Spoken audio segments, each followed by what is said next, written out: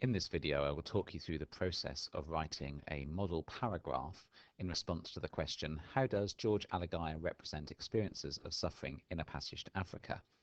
And so in my first sentence, what I want to do is to make a really clear point that uses some of the words from that question to show a very clear focus. So I might say something like, in the opening sentence, Alagiah represents his experience of suffering in Somalia as widespread and inescapable. And basically what I'm doing here is providing a very specific point that I've gathered from the first sentence of the text, and I've picked out two elements of the sentence that he has written. So I'm going to expand on these further. Now, indeed is a good connecting word between sentences because that's saying I'm now going to build on what I've just written. So I'm going to write, indeed, while he states that he, now introduce the quotation midway through the sentence, saw 1,000 faces, it is the reference to the, another quotation, one he will never forget, that reinforces the lasting impact of his travels. Now you'll see that in one of those quotations I needed to change a word from it being one I will never forget to one he will never forget, so that it made sense in the context of the rest of the sentence. If I want to do that, I just put the word in square brackets to show that I'm replacing the original word in the quotation. And you can see that both quotations are just integrated as part of the sentence there. So I've got my quotations that support my initial point in that opening sentence, and now I can build on them and add some technical detail. So I could say, the modal auxiliary will, coupled with the adverb of time never, implies that he is certain a particular face will remain with him. The negated verb forget, suggesting a passive and unavoidable experience.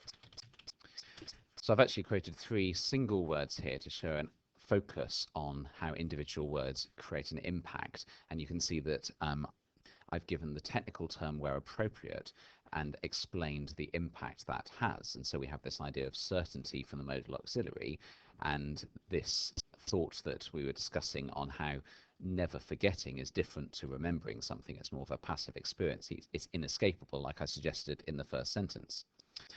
So then I'm going to go to other aspects of the opening sentence of the text to develop the argument further. So I'm going to write now, the chain of adjectives used to describe the faces encountered emphasizes the nature of the suffering he saw as he focuses on both physical deprivation, and then here's where I can add the quotations to show support of that idea. For example, I can put in hungry and lean, and a sense of moral injustice, identifying the faces as betrayed. Now, I hope you can see within that sentence that we're making a couple of observations, and how if you're writing in a very succinct way and just linking these together, you can cover a lot without actually using a huge number of words. So we've focused on adjectives, but we've said that these adjectives actually have two main categories to bring up the different aspects of the suffering. I then want to just focus on one other aspect of that opening sentence so I can see the distinction between the 1,000 faces and the single face. So I'm now going to say, it is notable that he saw the 1,000 faces, but will, quotation, never forget a specific one, creating a distinction between detached observance and personal impact.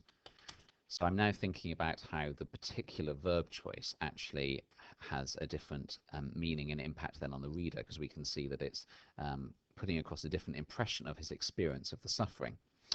Now I want to conclude my paragraph with a bridging comment that will lead into a further paragraph, and just to conclude these ideas that I've been stating. So I'm going to say, this impression is reinforced through the structure of the piece, and in doing that I've now also started talking about structure rather than just language, as the main focus had been, as he moves from generalizations regarding the, quote, ghoulish manner of journalists to individual tales of suffering, such as the death of Habiba, full stop. Now, I'm quoting beyond that original sentence that I started focusing on the paragraph here to show connections between the text and to then bridge to a paragraph that could follow this, potentially a paragraph on the personal story that he describes of Habiba's death and the old woman in the hut and the shattered leg. So hopefully in that paragraph you can see how I've built on the basic paragraph structure that you will have learnt about for the last few years of point, evidence, explain. I've given some technical terms and then tried to draw out what individual words accomplish in shaping meaning and impact.